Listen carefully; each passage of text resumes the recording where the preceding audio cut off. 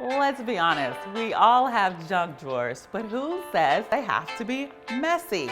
Tell me, what's in your junk drawer? Is it ketchup packets or napkins, scissors, keys, change? Yeah, that's what I have in my junk drawer too. Let me show you how you can organize, or at least how I've organized my junk drawer.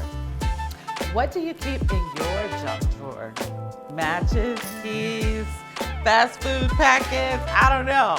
I keep those same things, and I also keep them in a way that it's neat and tidy and tucked away. So yes, sets of keys here, loose change, fast food, straws and extra forks, and packets. But also some utilitarian things like a tape measure, a box cutter for cutting down cardboard, rubber bands for mail that we might need. But yeah, this is my junk drawer, and put it in a modular fashion so that everything has a place and everything can be in its home, in its place. Another cool thing about my junk drawer is it has a charging port.